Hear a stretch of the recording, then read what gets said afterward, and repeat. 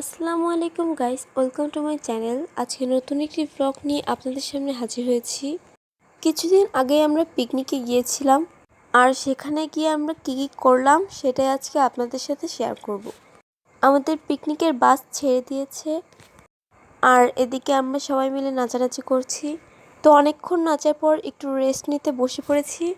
এরপরই আমরা প্রায় আমাদের গন্তব্যের কাছাকাছি চলে এসেছি, তাই সবাই রেডি হয়ে চুপচাপ বসেছিলাম। অবশেষে আমরা পার্কে ঢুকেই পড়লাম।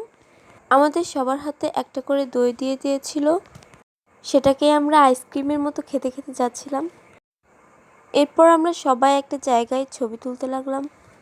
ওখানে গিয়ে দেখি আমাদের মতো অনেক স্কুল থেকে শিক্ষা সফরে এসেছে, অনেকে আবার ফ্যামিলি পিকনিকেও এসেছে। তো যাই হোক, এরপর আমরা চারপাশটা ঘুরে দেখতে লাগলাম।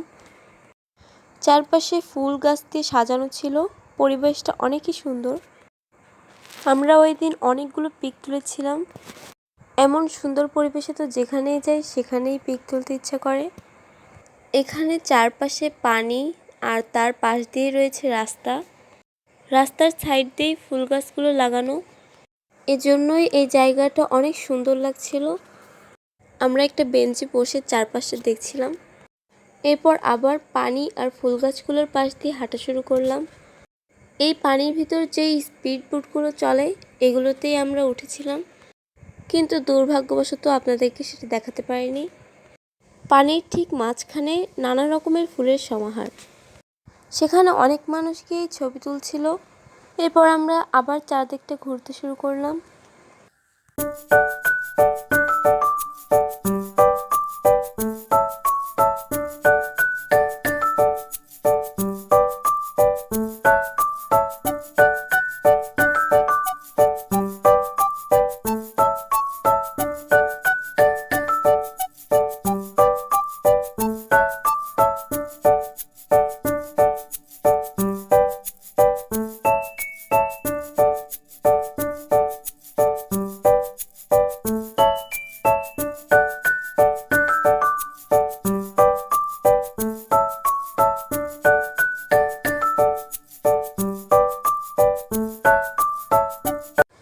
এইখানে দেখেন একটা ডাইনোসর দেখা যাচ্ছে, আর এটা হচ্ছে ডাইনোসরের ডিম। ডাইনোসরের ডিম থেকেও একটা ছোট বাচ্চা বেরিয়েছে। এখানেও মানুষ অনেক ছবি তুলছিল। এরপর আমরা এই বড় বড় ফুল গাছগুলোর নিচেও ফ্রেন্ডরা মিলে অনেক ছবি তুললাম। এইখানে একটা বেঞ্চের উপর বসে আমরা খাওয়া দাওয়া শেষ করছিলাম। চারিদিকে এত মানুষের ভিড়ে কি খাওয়া যায়? খাওয়া দাওয়া শেষ করে আমরা আবারও ফুলের কাছে চলে আসলাম। এই জায়গাটাও কিন্তু অনেক সুন্দর ছিল। আমরা যেখানে গিয়েছিলাম মূলত সেই জায়গাটার নাম Johan dream valley park, Jhenaidah. আপনারা যদি কেউ কখনো এখানে আসেন তবে এখানকার সৌন্দর্যটা বুঝতে পারবেন। আমরা এখানে এসে অনেক মজা করেছিলাম।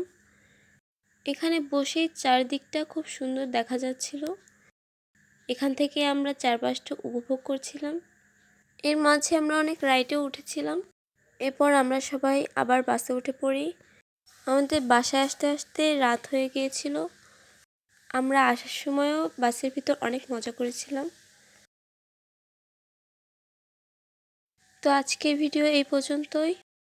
দেখা হবে নেক্সট ভিডিওতে। ততক্ষণ সবাই ভালো থাকবেন, সুস্থ থাকবেন। আল্লাহ হাফেজ।